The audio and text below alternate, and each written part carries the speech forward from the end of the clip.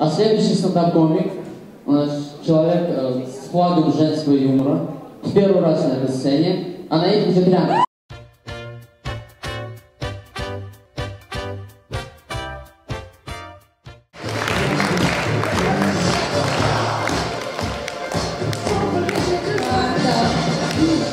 Добрый вечер. Всем добрый вечер.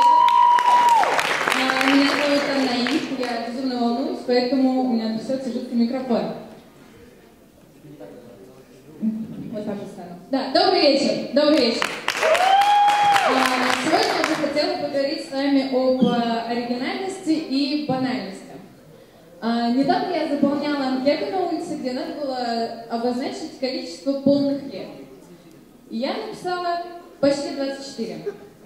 Я решила, что это будет жутко оригинально. Ну, мне так показалось. Вот.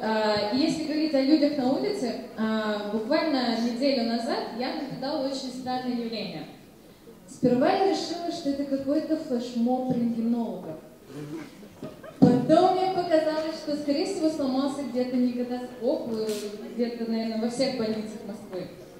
Ну или, не знаю, воскрес сам Фредди Меркьюри и дает свой концерт, но это оказалось всего лишь банальное солнечное затмение. Солнечное затмение, ребят. Если вы ничего не знали в этот день про солнечное затмение, стоит только зайти в Инстаграм, и вы узнаете и про солнечное затмение, и про вчерашний снегопад, который застал всех врасплох, и про то, что ел, кто как это переварил или, не знаю, не переварил, кому что подарили на 8 марта. Да, кстати, 8 марта — это очень интересная тема. Как мне показалось, каждая девушка решила быть оригинальной в этот день и сфотографировать себя с цветком, с букетом своих тюльпанов и выложить это в Инстаграм. Ну, мне кажется, что это очень банально, но, по правде говоря, вы, наверное, можете подумать, что я так говорю, потому что мне ничего не подарили в этот день. Вообще. Может, это печально, но нет, это не так.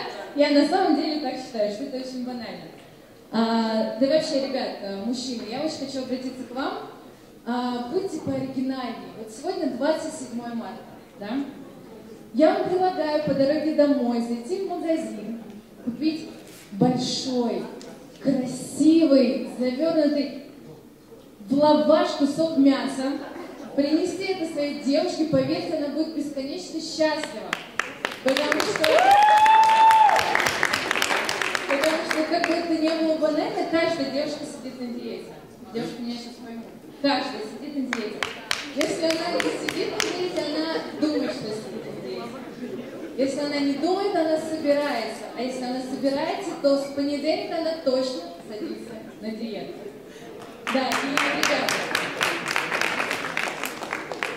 если вы все-таки решите купить шаурму своей девушке, пожалуйста, не делайте это на Новослободке, потому что диета вашей девушки тогда будет безумно стремительной.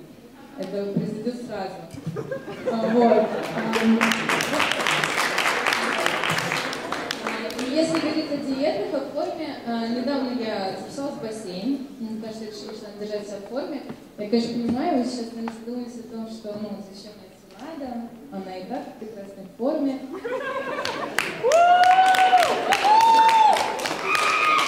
Но навряд ли так бы думали, поэтому, кроме того, что я записалась в бассейн, я стала туда ходить. Да, я стала туда ходить. Но это очень банальный способ худеть, держать себя в форме. Сейчас девушки стали намного оригинальней. Они стали очень верующими и начинают соблюдать пост.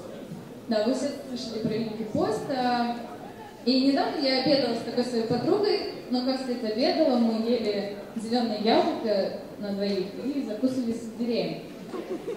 Когда я спросила, ну, почему мы это едим, она сказала, сегодня пятница, сегодня может только свежие фрукты и овощи. Но что у меня была в голове только одна мысль. Ты куришь, ты пьешь, ты материшься, ты спишь с двумя парнями разными, иногда вообще одновременно.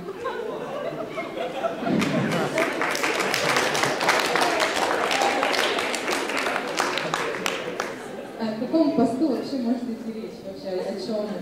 Ну, правда. И напоследок я хотела рассказать вам одну историю. Сейчас очень модно шутить, не модно, а оригинально шутить насчет своего имени. Ну, что-то вроде меня зовут Гарма, или меня зовут Борозби, никто не может У тебя просто нормальное имя. Ребят, меня зовут Анаит, мне абсолютно все равно, кто как меня называет. Сестра вообще называет меня шоколадным пончиком. Ведь это не важно, будьте оригинальны. Всем спасибо, добрый вечер.